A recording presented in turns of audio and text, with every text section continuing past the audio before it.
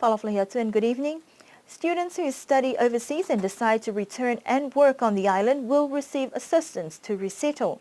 According to Premier Talangi, government has decided on the scheme and are working on how many years back it will allow for the scheme to cater. He also said government in the past have spent a lot of money on students to study overseas and have not returned back, but the new scheme will cater for those who return or want to return to the island. $10,000 is allowed for students who have studied for a maximum of 3 years and received a degree or diploma. The primary reason, he noted, was because it's always hard, once students finish studying, to resettle into a new environment without the appropriate assistance. He said it's just like employees who resettle in Niue for the duration of their work commitments. The scheme only covers those who have completed their studies in the last 1 to 3 years. He also said it's not just the students within the last few years that will receive assistance, but a review also of those who have completed studies and are back working on Niue. The scheme does not include students who decided to work in New Zealand after completion of studies. There have been mixed reactions to the latest announcement for increased costs to services provided by Civil and Quarry. The Civil and Quarry Division, formerly administered by Public Works Department, has now been made part of the Niue Philatelic and Numismatic Company as part of government's transformation process. The biggest surprise for local farmers was the cost for a bulldozer to clear a 1-hour plantation that was previously $80 but now increased to $222.36, a hike of almost 200%. The issue was also raised during the Assembly meeting yesterday, and Premier Talangi said that they will revisit and discuss the costs, but these are the real costs.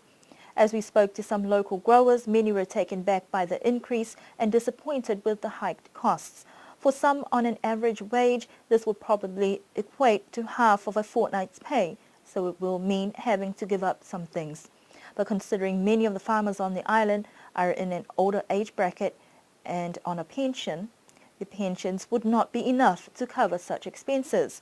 Farmers say that the other option they have and probably would consider is the alternative slash and burn method that will have its own implications and environmental impacts.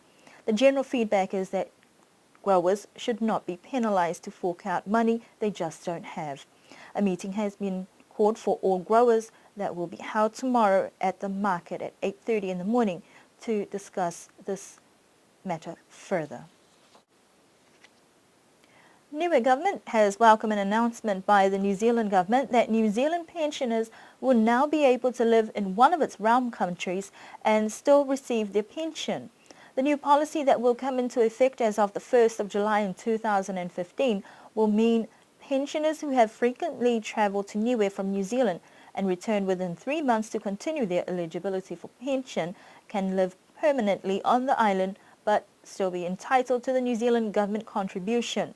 The changes will also mean that New Zealand superannuation will also be entitled to those who wish to live in one of the realm countries, regardless of whether they are of Cook Islands, Niuean or Tokelauan ethnicity.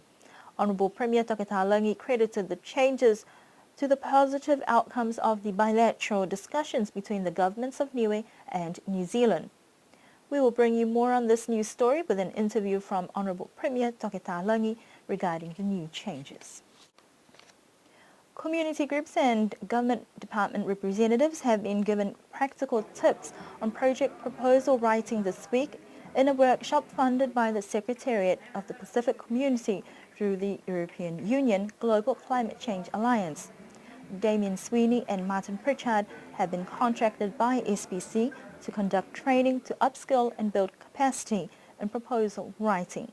Mr. Sweeney says that the workshop takes a practical approach to the logical frameworks that most donors use. It's been funded through the European Union GCCA Pacific Small Island States project. So it's climate change funding the proposal the workshop, but the groups they're working on projects which they're interested in. So there's 4 environmental projects, but there's there's a cultural project as well as a health project, because we've got staff from the Department of Health, and we're getting them to work on projects which are of interest to them. So it's not, the whole training is very practical. It's not a theoretical workshop. We're getting them to work on things which they want to put into practice. So they're developing project proposals which they can then work on in the future, getting funding for it. The objective of the training is to enable participants to be able to think about the core problems that their projects aim to solve and to design coherent and logical projects by critically analyzing the thinking behind project development.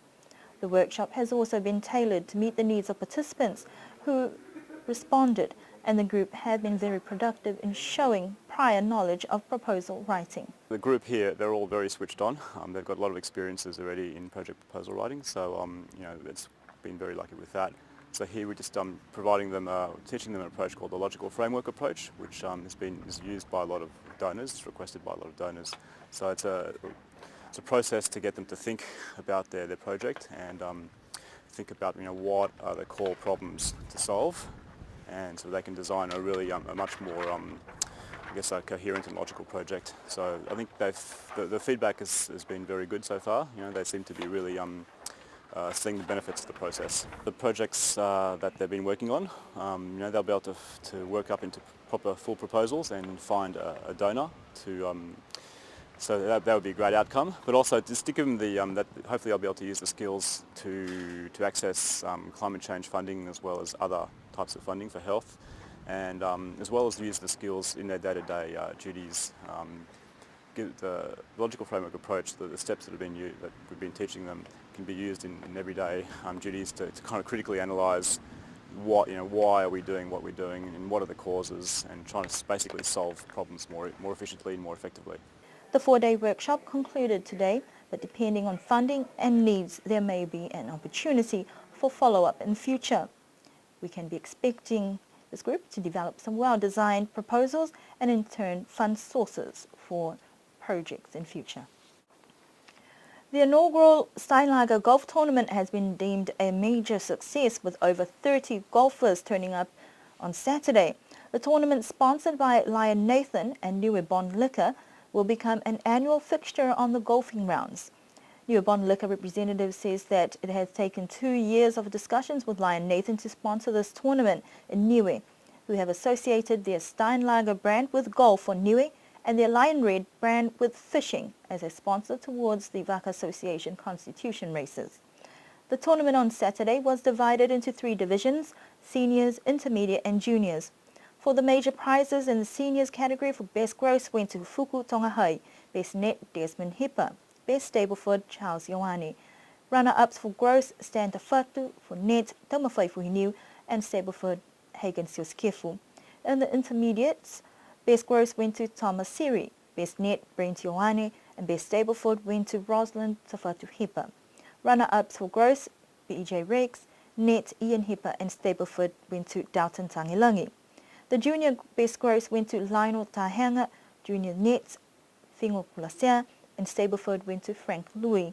Runner-ups for gross went to Kifoto, for net Juliana Tongahai and Stableford went to Make Sioskefu. Some of the minor prizes, near pins 4 and 13 went to Puako Fisi. Numbers 7 and 16 went to Mark Blonsky, near pins 9 and 18 to Lionel Tahanga. Second shots in number 1 and 10, Hagen Siosikefu. Eagle's Nest, sponsored by 73A, went to Lionel Tahanga, and the sideline least putt went to Stan Tafatu. But the overall winner for the Steinlager Golf Tournament for 2013 went to Lionel Tahanga. The committee are also thankful to all those who sponsored and made the event possible, and are looking forward to the next competition from the Steinlager Golf Tournament in August of next year. Now that concludes our news bulletin for tonight. Don't forget to go and check out the Lakapa Show Day this coming Saturday.